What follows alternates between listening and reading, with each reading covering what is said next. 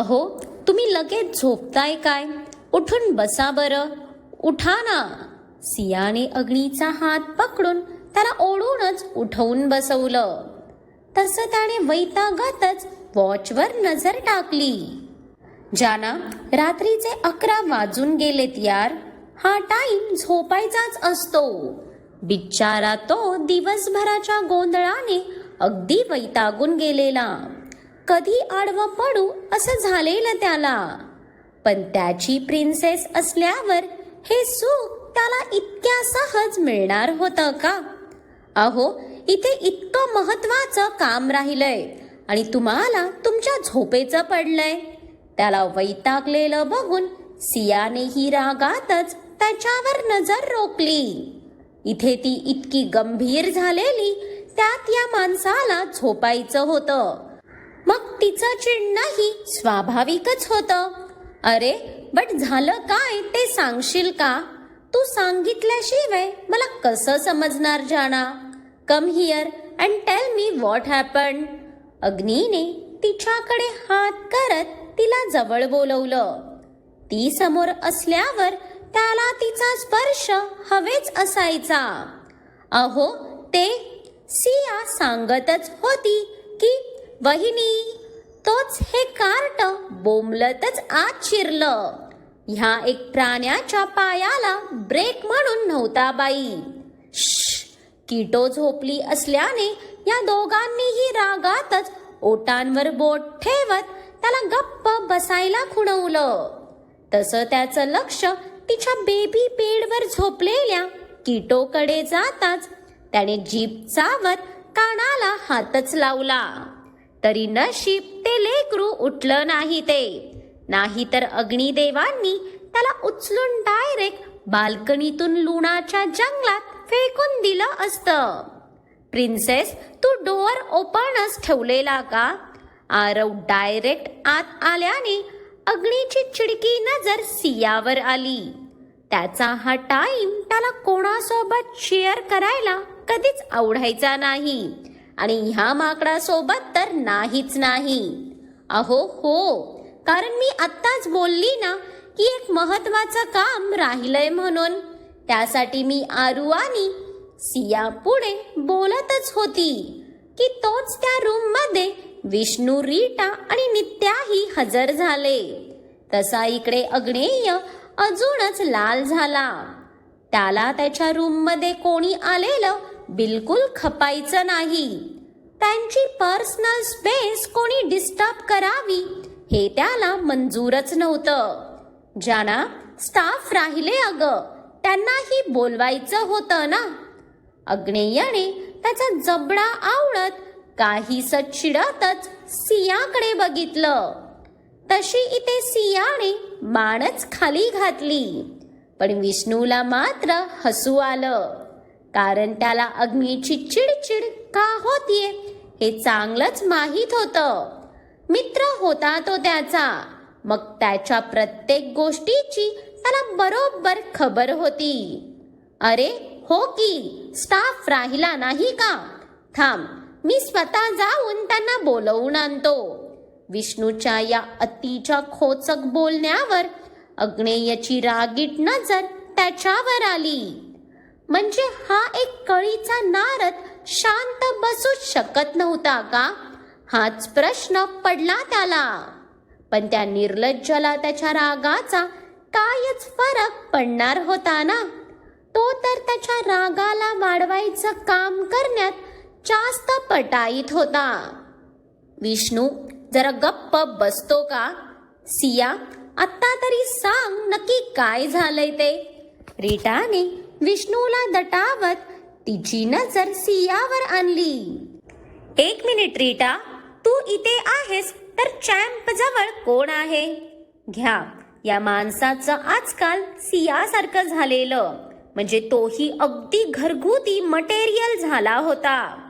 तो खेळत होता तर डॅड त्याला घेऊन गेले. रीटाने सांगताच आता अग्नी शांत बसला एकदाचा. बरं, आता मी सांगते, पण आधी तुम्ही सगळे बसून तर घ्या. सियाने बेडवर कम्फर्टेबल बसत त्यांनाही बसण्याचा इशारा केला. तसे ते बिचारेही बेडवर बसायला जाणार की हा खडूस परत पचकला ना. वेट, बेडवर नाही, समोर इतके सोफे पडलेत तरी तुम्हाला बेडवरच बसायचं आहे का? इथे प्रिन्सी झोपली आहे, आपण सिटिंग एरियात जाऊन बसू. अग्नीने सर्वांना तिथून धुडकावूनच लावलं शेवटी. त्याच्या आणि सियाच्या बेडवर असं कसं तो कोणाला बसायला देणार होता ना. म्हणून पहिला तो स्वतःच उठून सिटिंग एरियात गेला. वहिनी, अगं प्लीज सांग ना लवकर, मला तर हा सस्पेन्स अगदीच नकोसा झालाय. नित्या तर फुल एक्साइटमेंटने मांडी घालूनच बसली. तसं आरवलाही तिचं हसूच आलं. असलं काही प्लॅन करायचा असलं तर मॅडम सुपर एक्साइटेड व्हायच्या. तिला मूवीही असेच सस्पेन्स वाले आवडायचे. हो हो सांगते. आता डॅड आणि आत्याच्या येण्याने आपली फॅमिली तर पूर्ण झाली. पण आता पुढे काय? आय मीन डॅड आले आहेत तर आपण आत्ता तरी काही केलं पाहिजे ना. सियाच्या या प्रश्नावर अग्निसकट सगळेच गोंधळून तिलाच बघू लागले. त्यांना तर नक्की तिला काय सांगायचं आहे तेच समजेना. त्यात मॅडम एक्साइटेडच इतक्या होत्या की मेन मुद्द्याच बोलत नव्हत्या. सिया, अगं तुला नक्की बोलायचं काय आहे? हे बघ, जे आहे ते स्पष्ट बोल. या अग्नी बरोबर राहून राहून तुलाही त्याच्यासारखा सस्पेन्स क्रिएट करायची सवय लागली आहे वाटतं. सियाचं सगळं डोक्यावरून गेल्याने विष्णू काहीसा वैतागलाच. आधीच ती काय बोलणार ह्याची सर्वांना हुरहुर लागलेली, पण ती नीट काही सांगेल तर शपथ ना. अरे, मी लग्नाविषयी बोलतीये. शेवटी सियाने सांगून मोकळा उसासा सोडत ती आता प्रत्येकाचे हावभाव बघू लागली. तसं आत्ता कुठे जाऊन सर्वांची ट्यूब पेटत त्यांची नजर नित्या आणि आरववर गेली. आता डॅड आलेत तर लग्नाचा विचार करायला काही हरकत नाही. म्हणजे मला तर काहीच प्रॉब्लेम नाही. पण वहिनी, एकदा नित्यालाही विचार. आरवने केसात हात फिरवत हसतच चेहरा झुकवला. नित्याची तर त्याच्याहून वाईट अवस्था होती. आपल्या लग्नाचं आपणच कसं निर्लज्जासारखं बोलायचं असं झालं तिला. पण आरवचं ऐकून इथे सिया मात्र त्याच्याकडे विचित्र नजरेने पाहू लागली. आरव, या लग्नासाठी नित्याला काय हरकत असणार आहे? फक्त ह्यांनी परमिशन दिली तर कामच झालं. सिया शेवटचं वाक्य अग्नेयाकडे बघून हळूवार कुजबुजली. तसं इथे त्याने एक भुवई उंचावली ना. म्हणजे अशी तर त्याची बायको त्याचा एक शब्द ऐकायची नाही. आणि आता बाईसाहेबांचे नखरे बघा. खरंच एक नंबरची नाटकी होती ती. जाणा, इथे माझा काय संबंध? ती दोघं रेडी असतील तर मला काहीच प्रॉब्लेम नाही. अग्नीने डायरेक्ट हात वर करत नित्या आणि आरवची लग्नाची गोष्ट त्यांच्यावरच टाकली. अहो, पण मला वाटतं आपल्याला त्यांना मनवायला तर थोडे एफर्ट्स घ्यावे लागतील ना. सियाने तिच्या मनातली भीती अगदी पारदर्शकतेने समोर ठेवली. पण इथे सियाचं ऐकून आरव बाबांचं तोंड वाकडं झालं ना. वहिनी, त्यात मनवायचं काय? आय मीन मला तर काहीच प्रॉब्लेम नाही. आणि ती तरी का नाही बोलणार ना? तिलाही हे लग्न करायचं आहेच की. हो ना नित्या? आरवने पुन्हा या संभाषणात स्वतःच उडी मारली. म्हणजे ह्या मुलाला स्वतःच्याच लग्नाची केवढी ती घाई बघा. त्याला तर कधी नित्या त्याची होते आणि तो लिमिट क्रॉस करतो असं झालेलं. आरू, राजा, तुला काय झालंय? तू असा का बडबडतोय? आता इथे नित्याचा काय संबंध? आपल्याला तर त्यांना कन्व्हिन्स करावं लागेल ना. सिया अजूनही तिच्याच विचारात बडबडत होती. पण तिचं हे कोड्यातलं बोलणं बघून बाकी सर्व वेडे व्हायचे बाकी राहिलेले. कारण ती नक्की कोणाशी बोलतीये हेच त्यांना समजत नव्हतं. सिया पणीच्या लग्नाशी नित्याचा नाही तर कोणाचा संबंध असणार? रिटा ही आता काळजीने सियाकडे बघू लागली. तिला तर क्षणभर सियाच्या डोक्यावर परिणाम झाला की काय हाच प्रश्न पडला. वहिनी, अगं नाही, मी या दोघांच्या लग्नाचं बोलतच नव्हते. मी तर मॉम डॅडच्या लग्नाचं बोलतीये. आपण त्यांचं पुन्हा लग्न लावून दिलं पाहिजे. सियाच्या या कल्पनेवर आत्ता कुठे जाऊन त्या रूममध्ये पूर्ण सन्नाटा पसरला. त्या जागी आता इतकी शांतता होती की टाचणी तरी पडली तरी त्याचा दणाणून आवाज येईल. काय म्हणजे इतक्या टाईमचं तू त्या दोघांबद्दल बोलत होतीस? आरवला तर त्याने जे ऐकलं ते पचायला जड जात होतं. हो म्हणजे काय, मला वाटतं आपण पुन्हा विधिवत त्या दोघांचं लग्न लावून द्यावं. सिया तर या गोष्टीसाठी अगदी तयारच बसलेली. पण सिया, ती दोघं कन्व्हिन्स होतील का? आय मीन त्यांना खूप अवघडून नाही येणार? विष्णूने त्याचं डोकं खाजवतच अग्नीकडे पाहिलं तर ते साहेब तर त्यांच्या शांत मुद्रेत विचारात हरवलेले. दादा, अहो आत्तापर्यंत मॉम विधवेसारख्या जगल्या, पण आता डॅड परत आल्यावर त्यांनाही जगण्याचा पूर्ण अधिकार आहे ना? इतकी वर्ष त्या त्यांच्या गळ्यात डॅडची चैन घालून फिरत होत्या, पण आता त्यांनीही त्यांचा हक्काचा मंगळसूत्र घालायची वेळ आली आहे. सियाचं म्हणणं आत्ता कुठे जाऊन त्या सर्वांना पटलं. पण अग्नेयची नजर अजूनही शून्यात हरवलेली. भाई, तुला काय वाटतं? त्याला या विषयावर अजूनही शांत बसलेलं बघून आरवनेच तोंड उघडलं. तशी अग्नीची नजर सियावर आली. प्रिन्सेस, तुझी आयडिया चांगली असली तरी मॉमला कन्व्हिन्स करणं इतकं सोपं नाही. अग्नेयचं मन सुवर्णाच्या विचारांनी थोडंसं अस्वस्थ झालं, कारण तो त्याच्या मॉमला सर्वात जास्त ओळखून होता.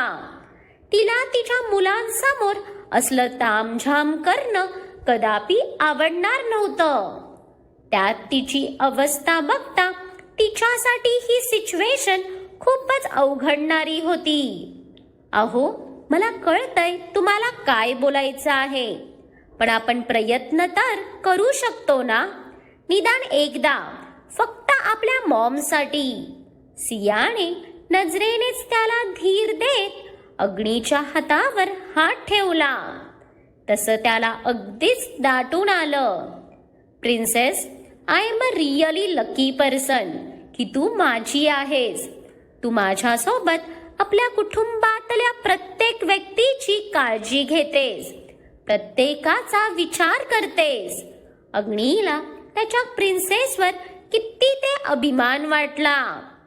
भाई, फक्त तूच नाही तर आपण सगळेच लकी आहोत की माझी वहिनी अग्निहोत्रीचा पार्ट आहे. आरवने येऊन त्याच्या वहिनीला डायरेक्ट मिठी मारताच तिनेही हसतच त्याला मिठीत घेतलं.